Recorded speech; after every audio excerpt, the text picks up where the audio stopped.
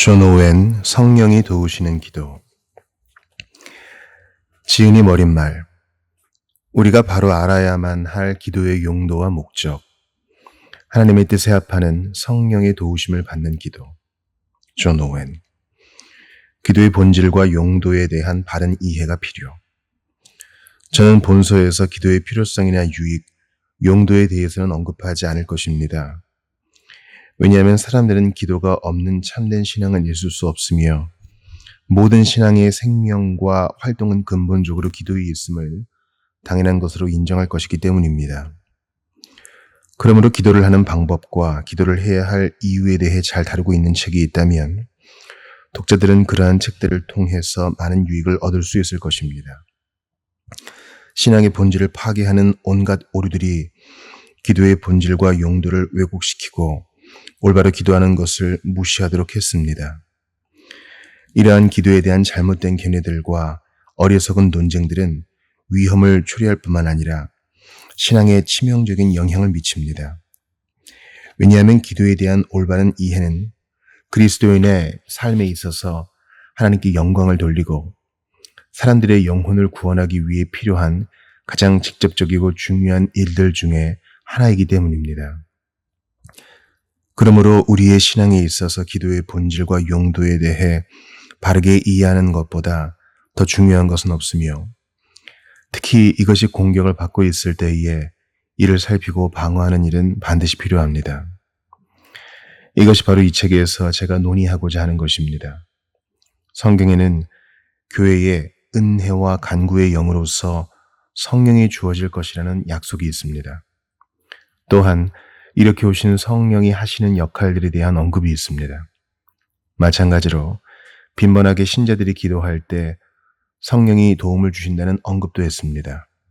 곧 신자들이 모든 기도와 간구로 하되 무시로 성령 안에서 기도하고 라고 적혀 있습니다. 에베소서 6장 18절. 기도의 두 가지 원리, 성경의 계시와 믿는 자들의 경험. 어떤 사람들은 그들이 하나님의 뜻에 따라 기도할 수 있도록 성령의 도우심을 받고 있다고 고백을 했습니다. 그들은 기도할 때 성령의 도우심을 받고자 노력했습니다. 반면에 성령의 도우심으로 기도하는 능력을 받는 것을 속된 강정처럼 여기며 자신들이 그동안 해왔던 방식에 따라 다른 방법으로 도움을 구하는 사람들도 있었습니다. 이런 차이점들을 다루는 데 있어서 그들은 서로 양립할 수 없습니다. 왜냐하면 그들은 서로를 야만인들로 여기고 있기 때문입니다. 따라서 한쪽은 다른 쪽이 강하게 주장하고 있는 것을 이해하지 못합니다. 그들은 옳고 그름의 개념뿐 아니라 자신들이 가지고 있는 경험으로 자기의 마음을 결정합니다. 이런 상태에서 그들은 결코 서로 대화할 수 없습니다. 진리에 대한 영적인 경험조차도 그들을 경험한 사람들에게는 자신들이 주장하는 것에 있어서 명확한 증거가 되지만 다른 사람들을 설득시키기에는 부족하기 때문입니다. 마찬가지로 성령으로부터 오는 은사와 은혜를 공급받아서 기도해야 한다고 주장하는 사람들은 그들의 필요성이나 유용성에 대해 반대하는 것을 보고 놀라워합니다. 그들은 때를 얻든지 못 얻든지 기도하는 것이 모든 사람들의 의무이며 그들이 기도하기 위해서는 성령의 도움이 필요하다는 것을 거부하는 사람들의 의도가 무엇인지 이해할 수 없습니다. 그들은 기도라는 단어에 가장 적합하고 올바른 의미는 소리를 내서 기도하는 것이라고 생각합니다.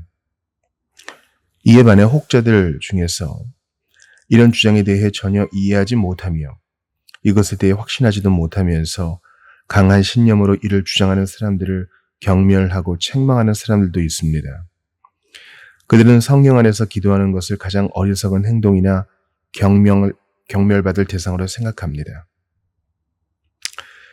이런 경우처럼 사람들은 일반적으로 자신의 의견을 방어하고 자기와 다른 견해를 공격하기 위해서 아주 극단적인 방향으로 나가는 경향이 있습니다. 그 가운데서도 다음 문자보다 더 극단으로 나간 예는 거의 없습니다. 어떤 사람은 우리 중에 하나님의 영의 도우심으로 자유롭게 기도하는 것의 기원을 예수의 사람들에게 돌리지만 이것은 그들을 성경의 저자들도 만드는 것입니다. 다른 사람들은 대중 예배에 사용되는 모든 형태의 기도가 로마 가톨릭의 기도서나 미사로부터 나왔다고 주장합니다. 그러나 이런 주장들에 대해서는 후에 살펴보겠습니다. 여기에서 중요한 것은 과연 이 문제에 대해 하나님의 뜻이 무엇인가 하는 것이며 이것을 살펴보는 것이 이 글의 목적입니다. 이런 질문을 다룰 때 근본적으로 우리를 인도하는 것은 갈등이나 논쟁이 없이 영적인 유익이 있는가 하는 것입니다. 그리고 이것은 두 가지 원리, 곧 성경의 계시와 믿는 자들의 경험을 부지런히 그리고 지속적으로 살펴보지 않고는 대답을 할 수 없습니다. 왜냐하면 비록 후자가 전자에 의해서 판단이 되어야 할지라도 후자가 있을 때에야 비로소 전자의 진실성에 대해 안전하게 받아들일 수 있기 때문입니다. 이것은 마치 물에 비친 얼굴로 진짜 얼굴의 진실성이 드러나는 것처럼 성경의 계시 동안 영적인 경험에 의해 그것의 진실성을 인정받게 되는 것입니다. 관습이나 전통, 꿈에는 결과들로부터 나온 다른 모든 추론들은 여기에서 아무 소용이 없습니다.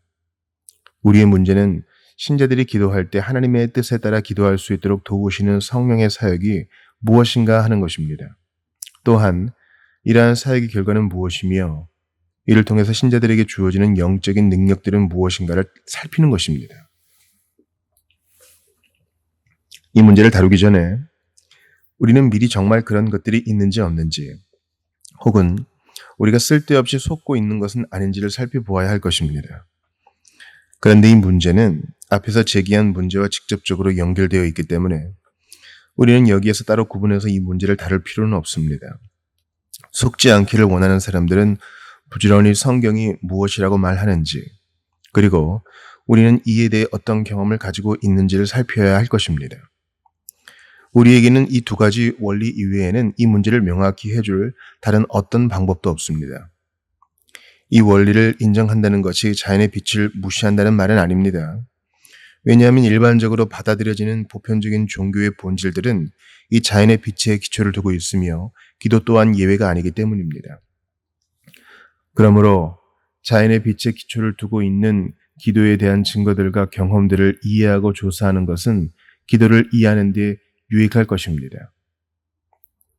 다른 무엇보다도 이 책에서 다룰 모든 내용들은 우리에게 명확히 게시되고 제시된 성경의 몇몇 본문들에 대한 고려와 석의의 기초를 둔 것입니다. 이 책의 주제와 관련된 본문들을 모두 살피지 못하는 이유는 그렇게 하면 끝이 없을 것이기 때문입니다. 우리는 주로 성실한 연구를 통해서 이 문제와 관련된 모든 논쟁들에 대한 최종적인 대답을 얻고 이것들을 다루는 사람들의 견해를 판단할 것입니다. 이 책에서 다루는 주제를 진리로 믿고 경험한 사람들과 이를 경험해 보지 못한 사람들과는 천지 차이입니다. 이 문제에 대한 하나님의 약속들에 대해서도 마찬가지로 적용됩니다. 이 책에서 관심을 두고 있는 독자는 예수 그리스도를 통해서 하나님과 대화하고 교제하는 방법들과 수단들을 포함해서 이 책에서 다루고 있는 모든 진리들을 이해하며 즐기고 있는 사람들입니다. 그러므로 이 문제들을 다루고 있는 성경 구절들에 대해 명확히 이해하지도 경험하지도 못한 사람들에게는 이 문제들에 대한 논의가 모두 무익하거나 소용이 없을 것입니다. 그러나 저는 이 책에서 거의 모든 곳에서 사용되고 있고 예전부터 어느 정도 기독교에서 받아들여진 형식적인 기도문들과 같은 기도를 돕는 외적인 수단들에 대해서 성령의 역사가 전혀 없다거나 이를 정죄하지는 않을 것입니다. 그러나 저는 진리로부터 멀어져서 그런 기도문을 사용하는 사람들에 의해서 배교가 일어나고 있다고 판단하지 않을 수 없습니다.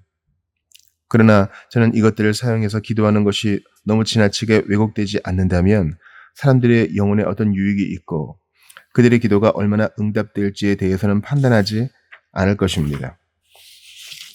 우리가 성경과 경험을 통해 주장하고자 하는 바는 하나님께서는 믿는 자들에게 그들이 어떤 상황에 처해 있든지 어떤 능력을 가지고 있든지 어떻게 부름을 받았든지 자신의 생각과 뜻에 따라 기도할 수 있도록 은혜와 간구의 영으로서 성령을 주실 것을 은혜로 약속하셨다는 것입니다. 따라서 신자들은 기도할 때에 진리를 바로 깨닫고 약속된 도우심과 후원을 기대하며 자신들이 받은 바 능력에 따라 기도해야 합니다. 또한 우리는 형식적인 기도문 사용을 강요하는 것이 우리의 의무라는 것을 거부해야 합니다. 이처럼 매사에 기도할 수 있는 자유를 빼앗아 가는 것은 거룩한 말씀의 가르침에 정면으로 위배되는 것입니다.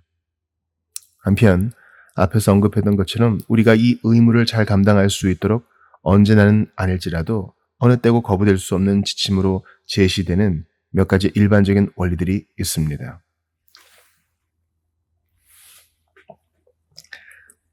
기도의 의무를 감당하기 위한 지침들. 1. 모든 사람들은 자신을 위해 기도해야 합니다. 자연의 빛과 하나님의 수많은 명령들은 피조물로서의 필연적인 의존과 순종, 더불어 이 원리에 생명과 빛을 줍니다. 하나님이 계시다는 것은 기도해야 할 대상이 있다는 것이며 그 대상을 향해 기도하는 것은 모든 사람의 의무입니다. 2. 자연적인 관계나 혹은 직무상 다른 사람들을 위해 기도하는 것이 의무인 사람들이 있습니다. 자신의 가족과 함께 아이들과 가장을 위해 기도하는 것은 부모의 의무입니다. 또한 하나님께서는 당신이 세운 모든 사회 안에서 예배를 받아야 하며 이러한 의무가 맡겨진 사람들이 자신들이 돌보는 사람들의 최고의 선을 추구해야 하는 것은 자연의 빛에서 나온 위대한 원리입니다. 이것은 또한 빈번히 성경에 언급되어 있습니다. 자신이 맡은 직분에 의해서 자신의 양떼들과 더불어 그들을 위해 기도하는 것이 의무인 목사들도 있습니다. 제가 알기로 이런 의무들은 그 누구에 의해서도 거부될 수가 없습니다. 그러나 대부분의 사람들은 자신들의 의무를 게을리하고 있습니다. 자연적이고 도덕적인 관계에서부터 목사나 선생에 이르기까지 부지런히 일을 행하고 있다면 우리가 지금 다루고 있는 기도의 본질이나 방법에 대해 거부감이 거의 없을 것입니다. 신앙적으로 생긴 문제들은 자신들이 맡은 의무를 잘 감당함으로 해결되어야 합니다. 만일 그렇지 않다면 그것들은 결코 이 땅에서 해결될 수 없을 것입니다. 3. 자기 자신을 위해서 혹은 다른 사람들을 위해서 기도하는 사람은 할 수 있는 한 최선을 다해서 기도해야 합니다. 왜냐하면 자연의 빛에 비추어 볼 때 모든 사람은 매사에 최선을 다해서 하나님을 섬겨야 하기 때문입니다. 이러한 견해를 확증하고 대표적인 예가 되어주는 것은 구약의 희생제사입니다. 희생제사를 드릴 때 제사를 드리는 사람은 모든 것들 중에서 가장 좋은 것을 하나님께 드리도록 되어 있습니다. 구약에서는 하나님과 그의 본성을 향한 우리의 의무 역시 우리가 내용이나 방법에 있어서 하나님께 최고의 것으로 드리지 않는다면 우리가 드리는 모든 것은 하나님께 연락이 되지 않을 것임을 분명히 하고 있습니다. 이는 선지자를 통해서 하나님께서 친히 하신 다음과 같은 말씀이 잘 표현되어 있습니다. 말라기 1장 8절, 13, 14절. 너희가 눈먼 희생으로 드리는 것이 어찌 악하지 아니하며 저는 것, 병든 것으로 드리는 것이 어찌 악하지 아니하냐. 너희가 또 말하기를 이 일이 얼마나 번패스러운고 하며 코웃음하고 토색한 물건과 저는 것, 병든 것을 가져왔느니라. 너희가 이같이 헌물을 가져오니 내가 그것을 너희 손에서 받겠느냐? 여호와의 말이니라. 때 가운데 수컷이 있거늘 그 서원하는 일에 흠 있는 것으로 사기하여 내게 드리는 자는 저주를 받으리니 나는 큰 임금이요 내 이름은 열방 중에서 두려워하는 것이 됨이니라. 만군의 여호와의 말이니라. 4. 우리는 하나님께 예배드릴 때 우리가 가지고 있는 모든 영혼의 기능들을 하나님으로부터 받을 수 있는 한 최선의 도움을 받아서 신실하게 사용해야 합니다. 만일 우리가 어떠한 경우에든 우리의 최선을 다하여 하나님께 예배를 드리지 않는다면 그것은 하나님께 병든 것과 저는 것을 드리는 것과 마찬가지입니다. 만일 하나님께 예배드릴 때 형식적인 기도문을 사용해서 기도하는 것이 자신들이 최선을 다해서 기도한 것이라고 하나님 앞에서 떳떳하게 고백할 수 있다면 그들은 이러한 비판으로부터 자유로울 수 있을 것입니다. 5. 하나님께서 준비해 놓으신 도우심을 사용하지 않고서 스스로 자신을 위해서 기도하든 혹은 다른 사람들을 위해서 기도하든지 간에 하나님의 뜻에 따라 제대로 기도를 드릴 수 있는 사람은 없습니다. 하나님께서 주시는 도우심을 가지고 기도하는 사람은 언제나 완벽하고 동일하게 기도할 수는 없을지라도 자신을 위해 기도하든 혹은 다른 사람을 위해서 기도하든 하나님께서 받아주시는 기도를 할 수 있습니다. 하나님께서 약속하시고 주신 바된 도우심을 가지고 기도하는데 그 기도를 받아주시지 않을 수도 있다고 가정하는 것은 그분의 지혜와 선하심을 무시하는 것입니다. 그러므로 어느 누구도 어떤 상황에 처해 있든지 개인적으로든 혹은 타인과의 관계적으로든 하나님께서 주시는 도우심을 가지고 기도하여야 합니다. 하나님께서는 도와주시지 않고 기도할 것을 요구하시지 않습니다. 6. 우리는 분명히 기도하라는 명령을 받았지만 우리 자신을 위해서나 혹은 다른 사람들을 위해서 기도문을 만들라는 명령은 받지 않았습니다. 따라서 기도문은 자연의 빛으로 보든 성경의 계시의 빛으로 보든 편의상 덧붙여진 것에 불과합니다. 7. 신자들에게는 기도할 때 하나님의 뜻에 따라 기도할 수 있도록 도와주시겠다는 약속이 있습니다. 그러나 어떤 사람에게도 기도문을 만들 때 하나님께서 도우심을 주겠다는 약속을 주시지는 않습니다. 이 책에서 우리는 첫 번째 주장에 대해 설명하고 증명할 것입니다. 그리고 두 번째 주장은 더 이상 거부될 수 없을 것입니다. 만일 우리가 다른 사람들을 위해서 기도문을 만드는 것이 모든 선한 일이 그러하듯이 성령의 일반적인 도우심을 받아서 하는 좋은 일로 인정된다고 할지라도 그 도우심은 은혜와 간구의 영으로서 기도할 때 우리를 실질적으로 돕는 성령의 역사와 동일한 종류의 도우심이라고 볼 수 없습니다. 왜냐하면 모든 사람은 기도문을 읽을 때 성령의 도우심을 받을 수 있다고 하더라도 성령의 은혜와 은사의 도우심을 받아 실질적으로 기도를 하는 것이지 형식적인 기도문을 만들지는 않기 때문입니다. 8. 성경에는 주기도문이나 시편 혹은 다윗의 시들과 같이 하나님의 권위와 영감으로 작성된 기도문들이 있습니다. 그리고 그것들은 원래 계획된 대로 영원히 지속되는 용도를 가지고 있습니다. 그러나 그것들의 용도와 목적이 무엇이든지 간에 사적으로 만든 기도문들에는 정당성을 부여해 주지 않습니다. 이는 성경에 사람이 만든 것들을 더하는 것이 될 뿐입니다. 지금까지 제시한 원리들은 우리가 이 책에서 다루고자 하는 바에 비추어 볼 때 우리의 논증을 강화하는 데 직접적으로 도움을 줍니다. 이것들은 다른 사람들의 견해의 정면으로 배치되지 않는 반면에 우리가 주장하고 있는 원리와 실천을 정당화시켜주기 때문입니다.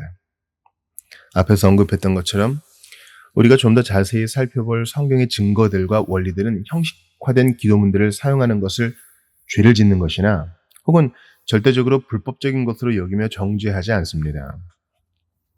뿐만 아니라 기도문을 사용하는 예배를 하나님께서 연락치 않는 것으로 만들지도 않습니다. 왜냐하면 하나님께서는 비록 어찌할 수 없이 무지함으로 예배를 드릴 때 여러 면에서 실수한다고 하더라도 신실하게 당신을 찾는 사람들을 받아주실 분이기 때문입니다. 비록 자신들이 모든 것을 아는 것처럼 행동하는 사람들이 있지만 어느 정도까지의 실수를 용서하실지 아는 분은 오직 하나님뿐입니다. 그리고 어떤 사람이 그리스도 안에서 하나님께 거룩한 두려움과 신실함으로 예배하고 복음의 규칙에 맞게 행동하고 있다면 비록 그가 예배의 방식에 있어서 여러 가지 부패한 면이 있을지라도 저는 하나님께서 그들의 예배를 받아주시지 않을 것이라거나 그들의 영생에 대해 확신할 수 없다고 과도하게 판단하지 않을 것입니다. 우리가 할 수 있는 최선의 방책은 다른 사람들에 대해 책망하기 전에 우리부터 하나님이 계시한 대로 부지런히 그분을 예배하는 것입니다. 그리고 그렇게 하지 않고는 하나님을 기쁘게 해드릴 수 없으며 그분을 기뻐할 수도 없다는 것을 인정하는 것입니다. 저는 또한 교회 모임에서 오랜 세월 동안 널리 사용되어 온 이것이 그 기도문을 사용해야 한다고 주장하는 사람들의 가장 강력한 논증들입니다. 사람이 만든 형식적인 기도문들의 본질과 그것을 사용하는 사람들에 대해 좀 더 관대하게 대할 필요가 있다는 것을 인정합니다. 그러나 저의 이러한 인정은 기도문들이 지닌 악이나 불편함을 무시하거나 그것들을 사용하도록 강요하는 것이 얼마나 근거가 없는 것인지를 무시하려는 것은 아닙니다. 기도문을 사용하는 것은 성경에 의해서 증명이 되지 못할 뿐더러 사도들에 의해서 살펴볼 수도 없으며 초대교회의 관습에 의해 지지되지 못하고 있습니다. 우리는 그것들의 악에 대해서 몇 가지 살펴볼 것입니다. 교회 예배에서 사람이 만든 형식적인 기도문들이 언제부터 사용되기 시작했는지는 불확실합니다. 그것들은 아마도 점진적으로 새로운 기도문들이 조금씩 더해지면서 교회의 예배 가운데 들어왔을 것입니다. 왜냐하면 로마 가톨릭 교회의 미사도 하루아침에 세워진 것은 아니기 때문입니다. 예배 때 사용되는 모든 기도문들은 아마 서서히 점진적으로 만들어졌을 것입니다. 어느 누구도 기도문들이 어느 시대에 어느 한 사람에 의해서 한 번에 만들어졌다고 생각할 만큼 어리석지는 않습니다. 이것은 마치 코란이 마호메트에게 주어졌다는 것처럼 미사에 사용되는 책이 천사에 의해서 교황에게 주어졌다고 추측하는 것과 같습니다. 사실 로마 교회의 사람들은 영성체에 대해 성경처럼 신적인 기원이 있다고 믿지 않으며 로마 교회는 그와 동일한 근거 위에 예배의 수단으로서 영성체를 로마 사람들에게 제공하고 있습니다. 그러므로 그것은 그들에게 하나의 우상입니다.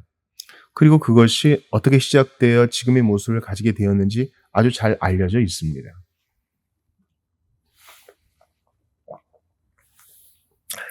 예배에 사용되는 형식화된 기도문들에 포함된 어리석은 요소들.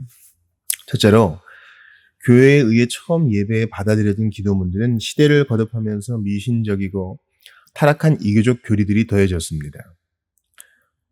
모든 개신교들은 그런 이교적이고 타락한 교리들이 점차로 교회 안에 들어왔다는 것에 대해 인정하고 충분히 알고 있었는데 그런 인식이 바로 종교개혁의 기초가 되었습니다. 최초로 받아들여진 내용에 인위적으로 새로운 요소들이 더해지면서 그것들은 점점 교회의 예배 안으로 들어오게 되었으며 현재 사람들의 마음을 사로잡고 있는 모습을 가지게 되었습니다. 만약 그것들의 기초가 제거된다면 너무나 쉽게 무너져 내리게 될 것입니다. 그토록 가증스러운 화채설이나 미사의 희생은 바로 이런 과정을 통해 교회의 예배 안으로 들어오게 되었으며 어리석은 사람들의 마음을 사로잡게 되었습니다. 이런 일들에 대한 미신적이고 교활하며 사변적인 사람들의 논쟁들은 그리스도인들의 마음을 오염시켰으며 마침내 온 세계의 가시적인 교회에 널리 퍼져 있는 우상 숭배의 수단이 되었습니다. 그리고 이런 가증스러운 것들이 표현되어 있을 뿐 아니라 그림을 그리듯이 묘사되어 있는 형식적인 기도문들은 그들의 미신적이고 무지한 마음에 강력하게 영향을 미쳐서 그들로 하여금 이런 기도문을 받아들이도록 했으며 점점 그리스도인들을 어리석은 완고함으로 굳어지게 만들었습니다. 왜냐하면 비록 그들이 교리적으로 화채설이나 미사에 믿을 만한 근거나 이유를 보지 못했고 그들이 보통 사람들과 그리스도인들의 모든 행동 원리들, 즉 믿음과 이성과 감각의 모순이 된다는 것을 쉽게 알 수 있었음에도 불구하고 그들 스스로 현혹되어 행동으로 받아들인 것들을 맹목적으로 믿고 있기 때문입니다. 부패한 마음을 가진 사람들은 주체가 없는 속성이나 accidents without subjects, 속성이 없는 본질의 변화나 substance without accidents, 피가 있는 희생과 피가 없는 희생과 같은 sacrifices bloody and unbloody, 기이한 형태들에 대해서 자신들이 교회의 모든 예배를 어리석은 우상 숭배로 망치기 전에 충분히 반박할 수 있었습니다. 그러나 그들은 이런 기이한 것들이 들어올 때 자신들의 이성이나 믿음, 감각을 사용하여 제대로 비판하지 못했습니다. 오히려 이것들은 교회 안에 서서히 들어와 마침내 자리를 잡았고 이와 더불어 형식적인 기도문들이 계속해서 예배에 사용되었습니다. 이것들은 그들의 모든 영혼을 오염시켰습니다. 성찬에 관한 교리들과 교회에서 하나님께 드리는 모든 예배는 서서히 부패되어 그것들이 가지고 있는 진리나 오류를 객관적으로나 교리적으로 즉시 받아들이지도 거절하지도 않게 되었습니다. 그러나 형식적인 기도문들의 사용과 더불어 서서히 교회 안에 들어와 자리를 잡았습니다. 이것은 사람들의 신앙과 이성, 감각을 마비시켜 진리가 아닌 것을 받아들이도록 하는 약을 먹은 것과 같습니다. 더욱이 앞에 언급했던 것처럼 우상 숭배의 기초가 되는 것들, 곧 화채설과 미사의 희생은 그 내용이 잘 표현되어 있는 형식적인 기도문들을 통해서 육신에 속한 사람들의 마음이 우상 숭배에 완전히 마비될 때까지 크게 영향을 미칩니다. 왜냐하면 모든 종교와 신앙에 있어서 영혼이 환상과 상상에 의해 사로잡히고 외적인 의식에 의해 동요되면 항상 그랬듯이 세상 사람들의 의식은 마비되고 결국 우상 숭배로 끝나기 때문입니다. 그러나 여기에 대해서는 다음에 이야기할 것입니다. 그러므로 의도적으로 만들어진 형식적인 기도문들이 보편적으로 받아들여지지 않았더라면 우상 숭배와 같은 예배가 교회 안에 들어와 일반적이 되는 것은 전적으로 불가능했을 것입니다. 적어도 그것에 동의하지 않는다는 이유로 피를 흘린 수천 명의 거룩한 사람들의 희생은 막을 수 있었을 것입니다. 그러나 결국 교회를 파멸로 몰아갔던 치명적인 교리들이 들어오게 되었습니다. 교회가 우리 주 예수와 그의 사도들이 주었던 자유를 제대로 사용했더라면 교회 안에 잘못된 것들이 들어오는 것을 막을 수도 있었을 것입니다. 그러나 많은 사람들의 영혼을 삼키고 피를 마신 이 미사라는 괴물은 오랜 세월 동안 세상에서 맹위를 떨치면서 그 가증한 모습과 힘을 가지게 되었습니다. 그리고 바로 그런 이유 때문에 그리스도인들은 자신들의 테펠로스 혹은 기도서들을 아르밀루스, 곧 적 그리스도로부터 받았다고 말하는 것은 근거가 없는 것이 아닙니다. 신앙의 교리는 외적 이해 법칙에 따라 고백된 국가들의 법인 시민법에 의해 결정되고 세워질 때 이 법칙과 일치해서 만들어졌습니다. 예배 의식들은 그런 외적인 것에 의해 변질되지만 않는다면 꼭 해악을 끼치지는 않습니다. 그러나 일반적으로 외적인 질서에 의해 진리가 변질되는 곳에는 왜곡된 진리들이 기도문의 형식을 빌려 빠르게 퍼져나가게 됩니다. 그리고 몇몇 부류의 기독교인들이 오늘날 사용하고 있는 다양한 예배 의식들은 그들이 신봉하는 오류가 포함된 신앙의 교리들을 성도들의 마음에 심어주는 것 외에 다른 용도가 없습니다. 그러나 하나님은 예배와 예배의 방법에 관해서는 사람들이 상상하는 것을 경멸하십니다. 그들은 하나님께서 주신 방법을 무시하고 마차에 실은 법궤가 흔들릴 것 같으니 손으로 그것을 붙잡으려 했던 우사와 동일합니다.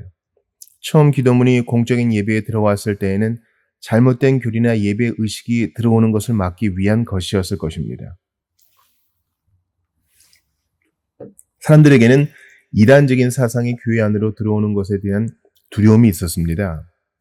그러므로 정통주의자들과 아리안주의자들은 서로를 반대하여 자신들이 고백하는 교리들을 확증하면서 적재자들을 정죄하는 표현들을 담고 있는 기도와 찬송, 송영을 만들었습니다. 그러나 아무리 이러한 것들이 어느 정도의 한계 안에서 인정이 된다고 할지라도 이제 그것들은 하나님의 교회에 온갖 악을 들이오는 트로이의 목마인 것으로 입증되었습니다. 왜냐하면 처음부터 사람들이 이것들에 자기들의 생각을 집어넣고 교회가 따르지 않으면 안 되도록 힘을 행사했기 때문입니다. 이는 서구 로마 제국이 몰락한 이후에 기독교로 개종한 2세대 그리스도인들이나 국가들에 의해 더욱 효과적으로 일어났습니다. 간단하고 명확하게 말하면 화채설과 희생의 미사와 이와 더불어 행해지는 모든 가증스러운 예배는 바로 이 방법으로 만들어졌습니다. 그리고 이러한 예배는 의도적으로 만들어진 형식적인 기도문들을 사용하는 것에서부터 시작되었고 이와 더불어 세상은 이런 가증스러운 것들에 대해 저항한 성도들과 순교자들의 피로 물들게 되었습니다. 어떤 교회도 그리스도로부터 성경에 의해 보증되지 않는 그런 형식적인 예배를 만들어 강요할 권한을 부여받은 적이 없다는 사실이 좀 더 일찍 드러났다면 수많은 악이 예방되었을 것입니다. 왜냐하면 초대교회에서 오랫동안 어떤 예배 의식서도 만들지 않았으며 그것들을 사용하도록 강요하지 않았다는 것은 그들이 미사와 예배에서 그 어떤 성상들도 사용하지 않았음을 증명한 동일한 논증에 의해 증명이 되기 때문입니다. 사도들의 글이나 그 다음 세대의 글들은 이에 대해 전적으로 침묵하고 있을 뿐 아니라 그들의 예배에서도 우리는 이를 행한 증거를 찾아볼 수 없습니다. 더욱이 그들이 주장하는 예배는 성경이 묘사하고 있는 예배와는 전혀 다른 모습이어서 성경의 가르침과 조화될 수 없을 뿐 아니라 교회 내에서 그렇게 쉽게 받아들여질 수 없습니다. 저는 예배에 사람이 만든 기도문들을 사용하여 생긴 치명적인 결과 때문에 모든 기도문들이 절대적으로 불법적인 것이라고 정죄할 수는 없다고 생각합니다. 왜냐하면 전에 언급했듯이 그런 우상 숭배와 같은 행동으로 이끌어진 의견들이 공개적으로 거부되고 정죄되는 곳에서는 그런 우상 숭배의 모든 원인과 수단, 경우들이 제거되기 때문입니다. 예를 들어 개혁교회들의 예배 의식서들이 있습니다. 이것들이 강제적으로 혹은 자유롭게 행해지는지는 중요하지 않습니다. 우리는 오랫동안 준수되어 온 그것들에 대해 적절히 존경하는 것으로 충분합니다.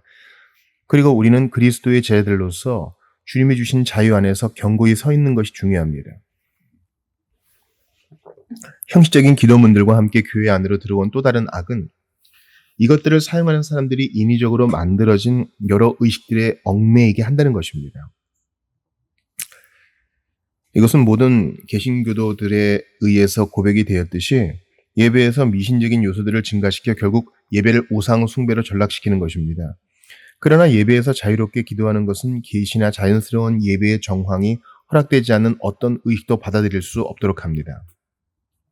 하나님에 의해서 정해진 의식들과 자연적인 빛은 올바른 예배를 드리는 데 필요한 규칙들입니다. 그러나 형식적 기도문들이 교회 안에 들어오면서 그리고 그것들이 예배에 사용되도록 강요되면서 이런 규칙들은 불필요한 거치대들에 의해 대치되고 말았습니다.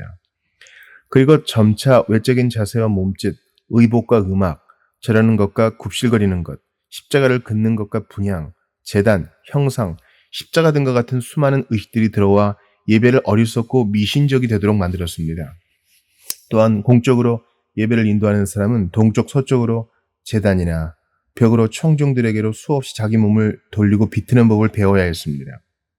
그리고 무릎을 꿇고 일어나고 서고 절하고 더 심각하게 혹은 은밀하게나 큰 소리로 말하고 십자가를 긋고 이리저리로 장소를 옮기는 것 등의 수많은 몸짓과 자세들, 다양한 색깔의 옷과 온갖 종류의 제단들은 기도하는 것을 배우기 어렵게 만들었습니다.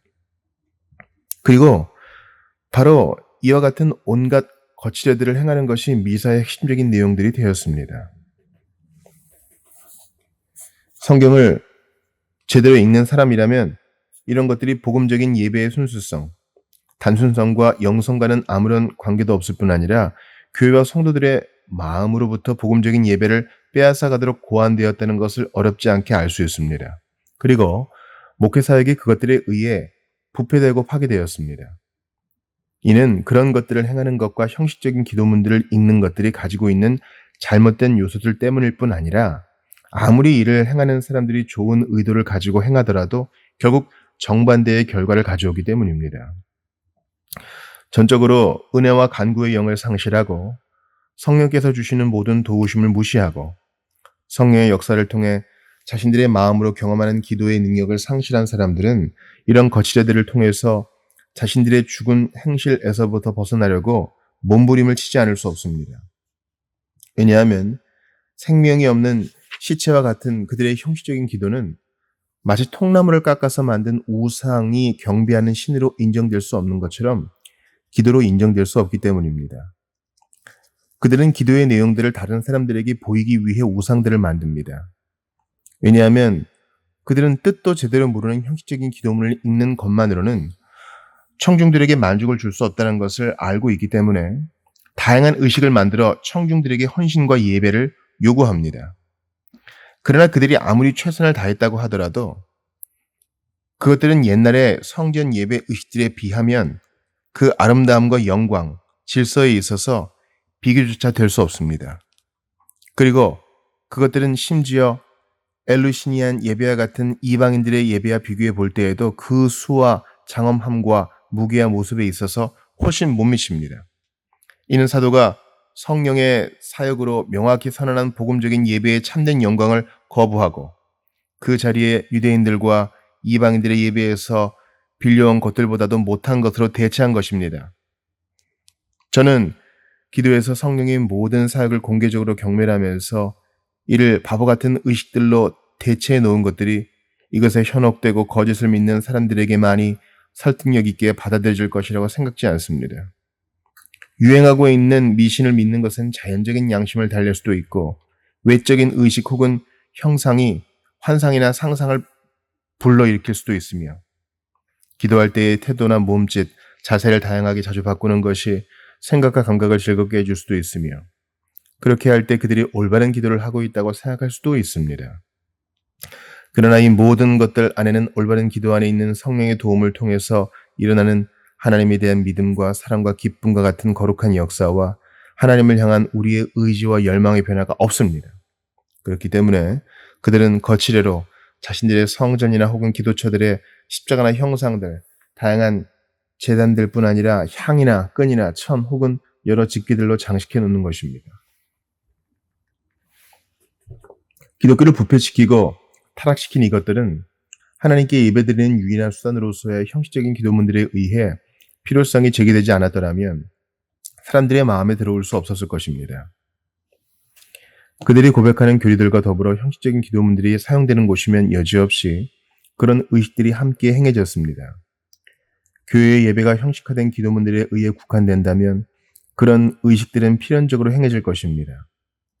왜냐하면 그것들이 없는 형식화된 기도문은 거추장스럽거나 만족스럽지 못한 것이 되기 때문입니다. 그러나 만일 자유스러운 기도로 예배드린다면 때를 따라 역사하시는 성령의 은혜와 은사가 우리에게 꼭 필요하다는 것을 받아들이게 될 것입니다. 이러한 결론은 대중예배에서 형식적인 기도문을 사용하는 것 자체를 불법으로 선언하지는 않습니다. 여기에서 강조하고자 하는 바는 단지 기도문들을 남용함으로써 본래의 목적을 상실했을 뿐 아니라 그것들의 사용을 권유할 필요성조차 약화되었다는 것입니다. 이 기도문들을 사용하는 데에서 생긴 악은 또 있습니다. 교회의 지도자들은 사람이 만든 형식적인 기도문들을 예배와 모든 공적인 모임에서 사용하였으나 얼마 지나자 이것들만으로는 만족할 수 없게 되었습니다. 그들은 자신들의 권력 아래에 있는 사람 모두에게 동일한 관습을 갖게 하는 것이 필요하다고 판단했습니다. 그리고 마침내 성직자나 시민을 합법적으로 벌하기로 결정했습니다. 언제 이러한 내용이 법제화되었는지는 명확하지 않습니다. 처음 2, 3세기 동안에는 어느 교회에서도 이런 형식화된 기도문들이 사용되었다는 증거는 없습니다. 그것들은 그 이후에 사용되었습니다. 저는 그것들이 일반적으로 받아들여지기 시작할 때에 어떤 근거나 이유로 인해서 그랬는지는 여기에서 다루지 않을 것입니다. 아마 기도문을 좋게 여기는 권세 있는 몇몇 사람들이 기도문을 다른 교회들에게 추천했을 수도 있습니다.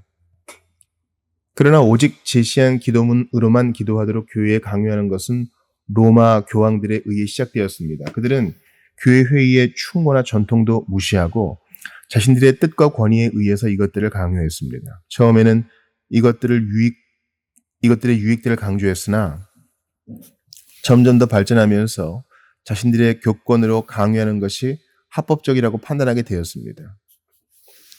그리고 후에 그들은 기도문들과 더불어 두 개의 우상, 곧 화채설과 피를 흘리지 않는 희생의 미사를 강요하게 되었습니다. 이것은 교회에 핍박을 가져와서 참된 교회를 무너뜨리고 수천 명이 피를 흘리도록 했습니다. 완전히 제도화된 기도를 받아들이도록 교회에서 강요받으면서부터 수많은 사람들이 미사에 반대하며 순교하기 시작했습니다. 로마 가톨릭 교회의 기도소와 미사에서 사용되는 기도문들은 세계 곳곳에서 그리스도의 교회를 무너뜨리는 데 사용되어 왔으며 지금도 그렇게 사용되고 있습니다. 이런 기초를 무너뜨린다면 그들 모두는 무너지고 말 것입니다. 따라서 사탄의 손에 사용되어 그리스도의 종들을 파괴시킨 형식적인 기도문들이 어떤 종류의 것들인지를 살펴보는 것은 가치 있는 일입니다. 만일 교회가 초대 교회처럼 자유롭게 성경을 읽고 해석하며 하나님을 찬미하는 시편을 부르고 세례와 주의 만찬과 같은 성례를 하고 부지런히 말씀을 선포하고 그들 모두가 자신들이 받은 능력과 영적인 은사에 따라 기도했다면 이와 정반대되는 형식적인 것들이 교회 안에 들어와 끼친 수많은 해악들에 대해서는 상상조차 불가능했을 것입니다. 그리고 이를 반대하는 사람들이 어리석게 주장하는 것과 같은 자유로운 신앙생활에 수반되는 모든 불편한 것들은 어렵지 않게 그리스도의 모든 참된 교회들 안에서 살아있는 복음의 역사와 교제에 의해 예방되거나 해결되었을 것입니다.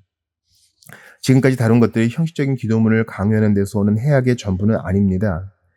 이것들은 모두 영적이며 목회적인 은사들을 교회 안에서 사라지도록 만듭니다.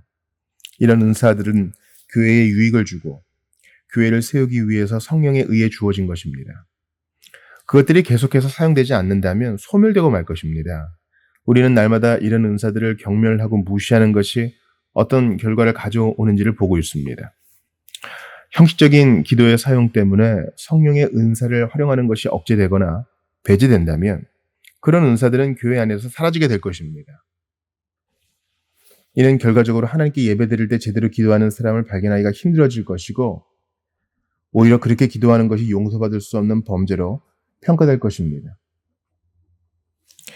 그러나 저는 고대의 글에서 사역자이든 장로이든 그런 이유로 인해서 교회에서 출교를 당했다는 예를 발견하지 못했습니다.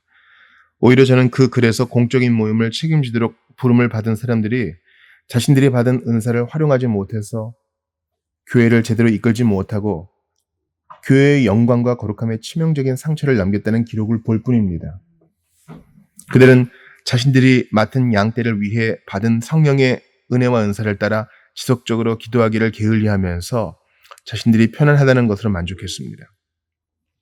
기도문 사용의 강요는 성령의 은사들을 매장시키는 것. 결국 우리 주 예수 그리스도께서는 예배를 책임지고 있는 사람들의 게으름과 불신앙에 진노하시어 그들에게 주시고자 하는 성령의 은사를 처리할 것이 분명합니다. 이로 인해 이들은 교회를 지키시기 위해 하늘의 그리스도께서 감당하시는 지속적인 중보 사역에 대한 증거를 상실해 버릴 것입니다. 이것이 공적인 모든 예배와 관련해서 로마 가톨릭 교회가 처해 있는 상황입니다. 그러므로 비록 그들 중에 성령의 계시를 통해서 이런 미신적인 행동에 대해 확증을 받았다고 주장하는 많은 열광주의자들이 있거나 자신들도 이해하지 못하는 명상기도에 대해 과감하게 주장하는 사람들이 있다고 하더라도 그들은 교회 안에서 성령의 도우심으로 자유롭게 기도하는 것에 대해 처음부터 반대하는 사람들이었으며 지금도 격렬하게 반대하고 있는 사람들입니다. 그러나 만일 그들의 어리석은 행동의 기초이자 미사의 모든 내용이 놓여있는 형식적인 기도문의 사용이 무너지면 그들은 자신들이 처음 나온 구덩이로 빠져버릴 것입니다. 그러므로 저는 여기에서 제가 이 글을 쓰기로 결심하게 된 것은 크레스의 교회에서 서문을 읽을 때였음을 독자들에게 밝히기를 원합니다. 그는 몇몇 자신의 열광주의자들 중에서 주장되고 있는 명상기도를 널리 퍼뜨릴 목적으로 우리가 주장하고 있는 성령의 도우심을 따라 자유롭게 기도하는 것에 대해 아주 심하게 책망하고 모독했습니다. 그리고 그는 이 책의 후반부에서 자신의 주장들이 모두 거짓으로 검토되었음을 발견하게 될 것입니다.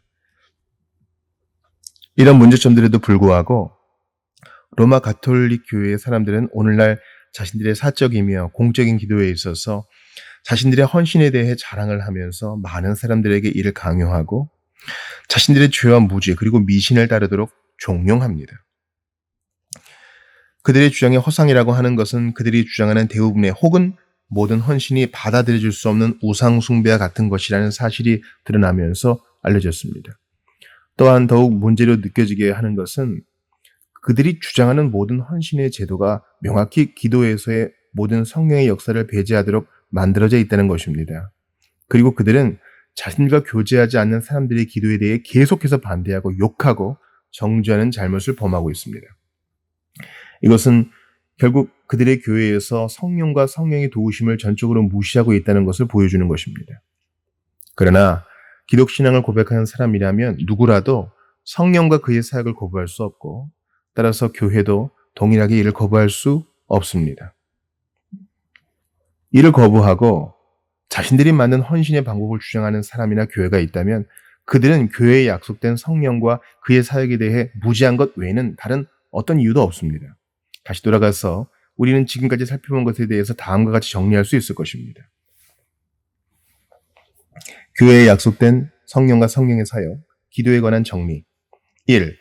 어떤 사람이나 교회도 공적이거나 혹은 사적인 예배에서 자신을 형식적인 기도문에 제한시키지 말아야 합니다. 우리는 성경에서 하나님께서 이것들을 규정하시거나 명령하시거나 승인하신 예를 찾아볼 수 없습니다. 만일 그런 규정이나 명령이나 예가 있다면 당연히 그것에 따라야 할 것입니다. 그러나 지금까지 그런 것이 있다는 것은 입증되지 않았습니다. 그리고 오히려 자유롭게 기도할 수 있도록 허락되었다는 것 자체가 이런 기도문을 사용해서 기도해야 한다는 주장의 허구성을 잘 드러내주고 있습니다. 2. 성경에는 특별히 기도할 때 도와주기 위해 세상의 끝날까지 교회에서 성령을 주시겠다는 많은 약속들이 있습니다. 이것들을 거부하는 것은 모든 신자들의 거룩과 위로의 기초를 무너뜨리는 것이며 현재 낙담 중에 있는 사람들의 영혼을 파괴시키는 것입니다. 3. 기도할 때 약속된 성령의 도움을 간구하는 것은 성도들의 의무입니다. 이것이 없다면 모든 약속들은 경멸을 받을 것이며 진리와 힘과 효력이 없는 말장난에 불과할 것입니다. 4. 성경에는 이것들이 분명히 약속이 되어 있고 이것들을 간구하도록 명령이 되어 있습니다. 그리고 많은 사람들이 이를 경험하는 축복을 누려왔습니다. 5. 교회에서 드려지는 모든 예배의 의식이나 형태나 내용은 성경의 가르침이나 외적인 환경이 조화를 이룬 자연의 빛에 대한 올바른 이해를 따라야 합니다. 그리고 모임에서 하나님께 올바르게 예배드리기 위해서 이것 이상으로 필요한 것은 없습니다. 이 이상의 것들이 필요하다는 주장은 그리스도께서 지정하신 것이 아니며 사도들이 행한 것도 아니고 이후에 초대교회가 행한 것도 아니며 이를 받아들이겠다는 성경의 약속이 있는 것도 아닙니다. 6. 교회들 사이에서 믿음의 일치와 교제를 보존하기 위해 우리는 신앙의 내용에 대해 교리적인 면과 예배의 형태까지도 일치된 의견을 표현할 수 있습니다. 그리고 이런 기초 위에서 우리는 교회적으로나 개인적으로 모든 일에 있어서 서로 협력할 수 있습니다. 7. 기도가 다른 것들과 차별을 나타내는 이유는 그것이 기독교 신앙에 있어서 단순한 이론이 아니라 실천적 요소이기 때문입니다. 그러므로 이를 알아보기 위해서는 믿는 자들의 실질적인 경험에 대해 자세히 살펴보아야 합니다. 그리고 편견이나 나태함이나 혹은 반대되는 원리나 의견에 의해서 그 내용이 왜곡되어서는 안 됩니다. 이 글에서 살펴보고자 하는 주된 내용이 바로 실천으로서 기도와 관련된 것들입니다. 8. 그리스도인들을 다른 사람들과 구분시키는 가장 핵심적인 내용은 우리가 누구이며 어떤 형편에 처해 있든지 우리의 생애 동안 우리들 안에 있는 하나님의 은사와 은혜를 사용하여 부지런히 자주 간절하게 인내를 가지고 실제적으로 하나님께 기도하도록 요구받고 있다는 것입니다.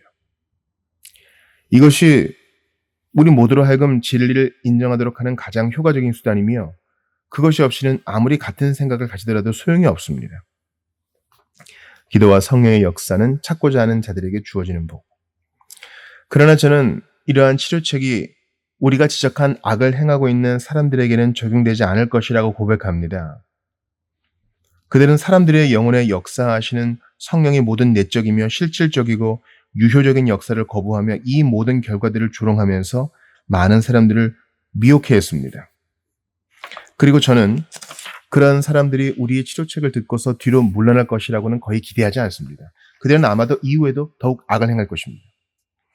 성령의 역사와 은혜는 세상에서 많이 비난을 받아왔지만 오늘날처럼 성령의 모든 내적인 은혜와 역사가 그토록 심하게 비난을 받았던 적은 없었습니다. 역사적으로 문제가 많았던 펠라기안들조차도 그런 극단적인 비난은 받지 않았습니다. 그러나 오늘날 아주 극단적인 사람들은 무지하게도 공개적으로 하늘의 일들에 대해 비난하고 담대하게 신앙을 무너뜨리려 하고 있습니다. 그리고 그들 중 많은 사람들이 그리스도의 위격과 사역을 무시하고 신성을 모독하는 일을 일삼고 있습니다. 또한 교회들 사이의 교제에 대한 논쟁들도 아주 치열하게 전개되고 있습니다. 그러나 세상에서 교회 사이의 교제를 위해서는 전통적인 믿음과 그리스도와 복음과 믿음과 경험이 유지되어야 할 것입니다. 그러나 신앙을 잃어버린 사람은 더욱 부패해질 수밖에 없습니다. 자신들의 영혼 안에서 신앙의 힘과 경험을 잃어버린 사람의 고백은 거의 쓸모가 없으며 오래 머무르지 못할 것입니다. 그렇습니다. 이 세상의 수많은 사람들은 자신들이 고백하는 신앙에 대해 실증을 느끼고 있습니다. 그들은 자신들이 고백하고 있는 것이 신적인 계시에서 왔다고 주장하지만 그것을 고백하는 것이 세상적인 유익을 가져다 주지 않는 한 그것이 참인지 거짓인지에 대해 관심이 없습니다. 우리는 이러한 예를 몇몇 로마 가톨릭 교회와 교제하고 있는 교회들의 거짓된 모습에서 잘 찾아볼 수 있습니다.